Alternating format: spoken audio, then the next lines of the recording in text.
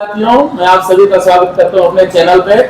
और आज मैं बात करने वाला हूं गाड़ी का बीमा। जो गाड़ी आपके टू व्हीलर फोर व्हीलर आप ड्राइव करते हैं उसमें बीमा है कि नहीं है और बीमा क्यों जरूरी है। तो मेरे साथ आज कुमार शिवाजी गुप्ता जी हैं, जो कि एक इंश्योरेंस कंपनी में एम्प्लॉई हैं और विगत 12 वर्षों से सेवारत हैं और बहुत ही अच्छी छवि है हमारे शहर में। और लगभग मैं तो कहता हूँ पूरे शहर के ही बीमा आप ही करते रहते हैं। तो प्लीज शिवाजी, मैं आपसे कुछ सवाल पूछूंगा और वो सवाल बीमा से ही संबंधित रहेंगे जी। तो हम ज्यादा वक्त अपने ऑडियंस को बर्बाद न करते हुए सीधे सवालों पे आते हैं। तो मेरे साथियों, 10 सवाल मैं पूछूंगा और 10 के 10 सवाल आप जरूर देखते रहिए। ये वीडियो हम 3 या 4 पार्ट में जितने में कवर होगा उतने में हम करने की कोशिश करेंगे, पर आप हर एक पार्ट को देखिएगा क्योंकि ये बहुत महत्वपूर्ण जानकारी है जो कोई नहीं बताने आएगा। तो सबसे पहला सवाल है शिवाजी आपसे मेरा कि गाड़ी का बीमा जरूरी क्यों? क्योंकि यहाँ मैं जब गाड़ी पकड़ता हूँ चेकिंग वगैरह में हम लोग की टीम रहती है तो अक्सर ये बात सामने आती है कि लोग गाड़ी खरीद लेते हैं, जो उस टाइम पे बीमा रहता है वही बीमा, उसके बाद बीमा करवाते नहीं। खासकर कि जो हमारे देहात क्षेत्र के लोग आते हैं वो नहीं कराते। तो गाड़ी का बीमा जरूरी क्यों है ये बताएं थोड़ा। गाड़ी का बीमा सर इसलिए जरूरी है कि आपको पूरा उससे लाभ मिले चाहे ना मिले, माने आर्थिक रूप से आपको 90 से 95% के आसपास आपको उसका लाभ मिलता है। और यह तब होता है जब आपका वाहन कहीं नुकसान हो जाता है और उस समय आपको ये लगता है कि अगर मेरे वाहन का बीमा होता तो मुझे जो है सफर नहीं करना पड़ता। बिल्कुल, अक्सर ये होता है कि जैसे आप सपोज दैट आपकी गाड़ी चोरी हो गई या कहीं एक्सीडेंट दुर्घटना हुई और उसमें गाड़ी की क्षति हुई, मान लीजिए आपका शरीर सुरक्षित और कभी जब दुर्घटना में मृत्यु भी हो जाती है उसका क्लेम वगैरह, तो ये इसके लोग अक्सर ये सोचते हैं कि जो घटना घटनी है वो तो घटेगी, कौन बीमा करवाए। तो इससे कई संबंधित है। क्या गाड़ी के बीमा के साथ साथ हमारा भी बीमा होता है? ये सारी चीजें आप जुड़े रहिए हमारे चैनल से, ये सारी सवाल का जवाब हमारे शिवाजी गुप्ता जी देंगे। तो मेरा दूसरा सवाल है आपसे महत्वपूर्ण, जरूरी तो है ये बीमा। तो दूसरा सवाल ये है कि मान के चलिए किसी का बीमा जो है 2-3 साल गैप हो गया या बीमा की जो डेट थी वो निकल गई, ठीक है, ऐसी स्थिति में फिर वो कैसे उसको बीमा फिर से करा सकता है? ये बहुत महत्वपूर्ण सवाल है जी। मेरे कई कमेंट सेक्शन में दिखा है सेक्शंस में, तो मैं सभी से अपील करता हूँ, गुजारिश करता हूँ कि ध्यान से देखिए, सुनिएगा। गाड़ी का बीमा होता है 2 प्रकार का। प्रथम पक्ष उसी को अंग्रेजी में कहते हैं फर्स्ट पार्टी और दूसरा कहलाता है तृतीय पक्ष यानी कि थर्ड पार्टी। फर्स्ट पार्टी में हमारी गाड़ी का चोरी और नुकसान प्लस गाड़ी से सामने वाले का नुकसान, ये दोनों ही चीजें कवर होती हैं, प्लस हम भी कवर होते हैं। थर्ड पार्टी में वाहन का कोई भी अगर पार्ट हमारा क्षति हो जाए तो थर्ड पार्टी में वो कवर नहीं होता है।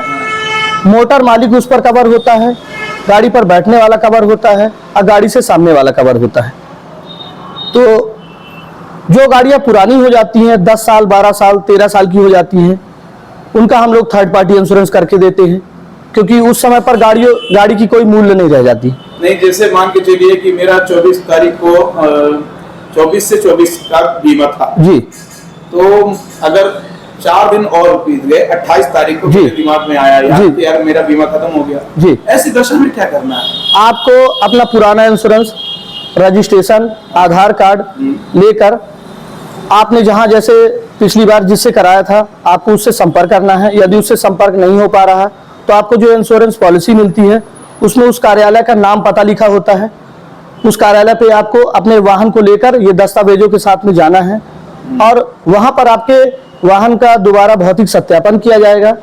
भौतिक सत्यापन के बाद आपसे उस वाहन की प्रीमियम राशि ली जाएगी और आपको नई पॉलिसी नई डेट से चालू करके बना के दे दी जाएगी। उसका अतिरिक्त शुल्क लगता है क्या, जो 4-5 दिन का गैप कर दिया या? वाहन समाप्ति के 90 दिन के अंदर अगर आप उसको पुनः रिन्यूअल करा लेते हैं तो आपको बड़ी गाड़ी 90 दिन का समय है, 90 दिन का समय रहता है। 90 दिन के अंदर यदि आप इंश्योरेंस को आप पुनः रिन्यूअल करा लेते हैं तो आपको भौतिक सत्यापन का जो भी चार्ज आता है, 200, 250 रुपये, 100, 150 जो भी है, वो आपको वहां पर पे करना होता है। और आपका पॉलिसी दोबारा नए तरीके से, नए डेट से, पुराने डेट से आपको नहीं मिलेगा, सब नए डेट से ही मिलेगा। तो दोस्तों, आपने सुना, शिवाजी गुप्ता जी ने बता ही दिया कि ये बड़ा महत्वपूर्ण विषय है। आपसे बताएं कि कई लोग पूछते हैं कि सर हमारा एक बार बहुत लेट हो गया किसी कारणवश, तो प्लीज आप लोग घबराइए मत, आपका बीमा नए सिरे से शुरू होगा और उस पे आप नए तरीके से बीमा है। तो चार्जेस, और सर चार्जेस इसके ज्यादा हो गए होंगे, कुछ तो चार्ज बढ़ जाएगा, थोड़ा बहुत 19-20 सभी में रहता है, बाकी बीमा हो जाता है जी। और आपको एक जानकारी के लिए ये भी बता दूं कि बीमा हमेशा कंटिन्यू में कराना चाहिए। हाँ बिल्कुल, समाप्ति के 30 दिन पूर्व। हाँ। एक्चुअली क्या होता है कि जनरली अपन कोई गाड़ी खरीदते हैं तो हो सकता है कि हमारे घर में और भी फैमिली मेंबर हो या हमारी गाड़ी कोई और भी चलाता हो, हमको जानकारी न हो, बीमा समाप्त हमारी गाड़ी का हो गया है थोड़ी देर के लिए, वह हमारी गाड़ी को कहीं और लेकर चला गया है, उस दिनांक को सड़क दुर्घटना में उसने कहीं गाड़ी को ले जाकर ठोक दिया, वाहन को कोई क्षतिपूर्ति नहीं हुई, हो सकता है कि सामने वाले को कोई क्षतिपूर्ति हो गई हो, उसने उस घटना को हमसे छुपा लिया, हमसे नहीं बताया है, है ना। तो जब उसने हमको नहीं बताया तो बाद में FIR हुई, बाद में हमारे पास कोर्ट से एक सम्मन आया, बाद में हमको ये पता चलता है कि उक्त दिनांक को कोई घटना हमारे वाहन के साथ हुई है, हमको पता नहीं है यहाँ पर, क्योंकि उस दिनांक को तो हमारा वाहन कोई और लेकर गया था, घटना हो गई, हमको जानकारी नहीं है। अब हम इस सोच में हैं कि यार गाड़ी तो मैं सुरक्षित चला रहा था, कैसे क्या हो गया।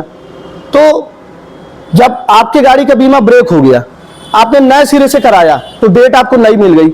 अगर आप कंटिन्यूस अगर बीमा को करा लेते हैं तो आपकी जो भी आपके वाहन को लेकर गया है तो हो सकता है कि वो घटना आपकी उस डेट में कवर हो जाती है। सही बात। और उसकी क्षतिपूर्ति जो है, उसकी क्षतिपूर्ति आपको आर्थिक रूप से जो है आपको राहत मिल जाएगी। रहते ही बीमा करवाना बहुत जरूरी होता है। बीमा समाप्ति के 30 दिन के पूर्व आप किसी भी चीज का नवीनीकरण करा सकते हैं।